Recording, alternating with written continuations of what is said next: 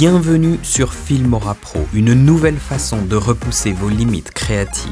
Dans cette vidéo, nous verrons comment régler la vitesse de nos clips pour les mouvements lents et rapides, comment créer un dégradé de vitesse, mais aussi un arrêt sur image et comment inverser la lecture de nos clips. Si un des sujets vous intéresse particulièrement, vous pouvez directement vous rendre à l'endroit de la vidéo en question en cliquant sur les horodatage que nous aurons ajoutés dans la description. Filmora Pro propose différentes manières vous permettant de régler la vitesse d'un clip. Le moyen le plus rapide consiste à utiliser l'outil d'allongement compensé. Vous pouvez l'activer soit en cliquant sur cette icône, soit en cliquant sur la touche S.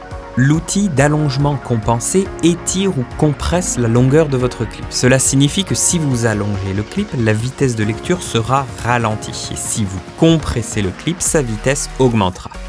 Voyons voir cela de plus près. Vous pouvez ajuster la vitesse de votre clip de manière plus précise en cliquant sur votre clip avec le bouton droit de votre souris et en choisissant Vitesse Durée. Cette option vous permettra d'ajuster la vitesse et la durée de votre clip pour l'accélérer ou la ralentir. Fixons notre vitesse à 40%. Regardez le résultat.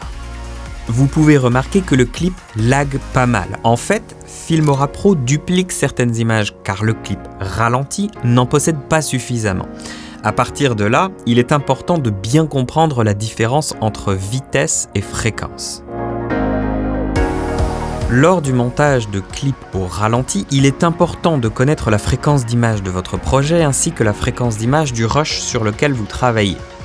Vous pouvez vérifier et modifier la fréquence d'image de votre projet en appuyant sur l'icône en forme de roue dentée dans le panneau de l'éditeur. Vous pouvez vérifier et modifier la fréquence d'image de votre contenu directement dans le panneau des médias.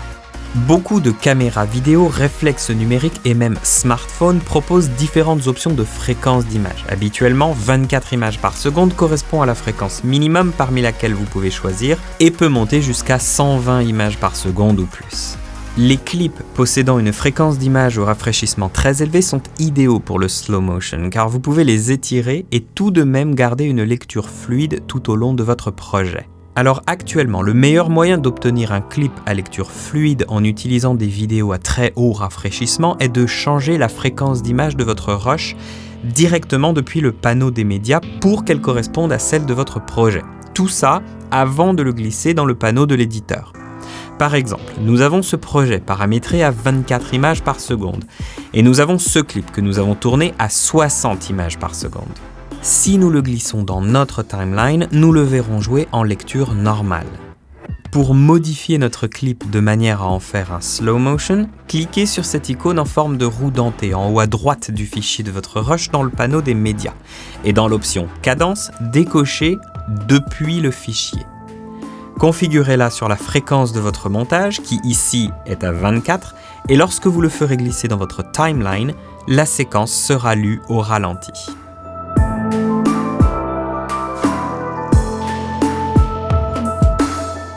Si nous souhaitons passer la vitesse de notre clip d'une lecture standard à un ralenti en slow motion au milieu de notre montage, prenons ce clip que nous avons déjà ralenti dans le panneau de l'éditeur et coupons-le à l'endroit où nous souhaitons changer la vitesse en utilisant l'outil tranche.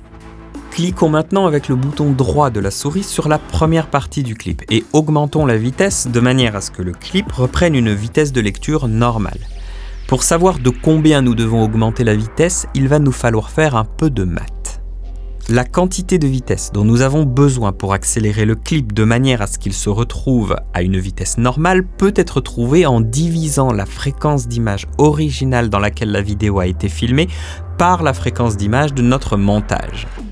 Comme ce clip a été tourné en 60 images par seconde et que nous l'avons ralenti à 24 images par seconde, nous aurons besoin de l'accélérer à 2,5 fois sa vitesse originale ou 250% pour le ramener dans sa vitesse originale. Enfin, sélectionnons notre outil de sélection et supprimons les trous entre nos clips. Ça y est. Alors cependant, si vous souhaitez adoucir le dégradé de vitesse, reprenez votre clip original et dans le panneau des effets sous temporel, ajoutez-lui un effet de vitesse. Vous devrez bien sûr dans un premier temps accélérer votre clip de manière à ce qu'il retrouve sa vitesse originale, donc comme précédemment 2,5 fois.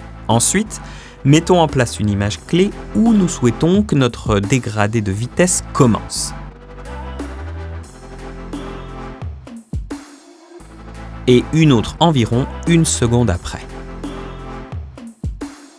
Configurez votre seconde image clé pour qu'elle retrouve une vitesse de 1. Le dégradé retrouvera progressivement sa vitesse ralentie en slow motion.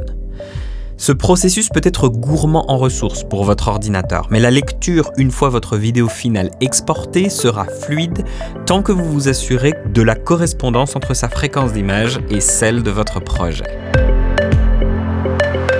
Vous pouvez inverser la lecture de vos clips grâce à l'effet temps inverse. Si nous voulons inverser la lecture de ce clip, il nous suffit de choisir l'effet temps inverse dans le dossier temporel du panneau des effets et de le glisser dans notre clip, dans la timeline. Notre morceau se jouera alors en lecture inversée. Il existe 2 façons de créer un arrêt sur image dans Filmora Pro. La façon la plus rapide de le faire est de couper votre clip avec l'outil tranche au moment précis où vous souhaitez capturer l'effet d'arrêt sur image. Glissez ensuite l'effet vitesse dans la partie à droite de la coupe. D'ici, vous pourrez configurer la vitesse à 0% pour simuler l'arrêt. Une méthode vous donnant plus de flexibilité, surtout si vous souhaitez ajuster la durée de l'effet d'arrêt sur image ou si vous souhaitez mettre sur arrêt un clip possédant de multiples rushs superposés, c'est d'exporter une seule image, celle que vous avez décidé d'arrêter, et de la ramener dans votre montage.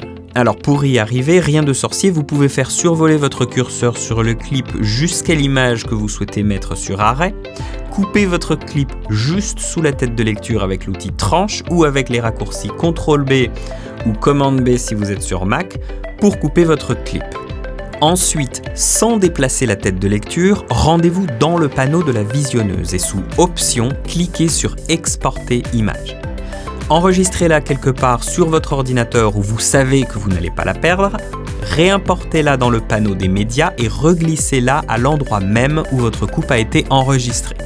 Vous pourrez à ce moment-là réajuster la durée de cet effet d'arrêt sur image comme bon vous semble. Vous voilà maintenant expert dans la manipulation et le contrôle de la vitesse de vos vidéos. Vous savez accélérer, ralentir, inverser et créer un arrêt sur image dans Filmora Pro. Assurez-vous de vous abonner de manière à ne rien louper de nos prochains tutos et obtenez un avant-goût de ce qu'est le montage vidéo professionnel avec Filmora Pro.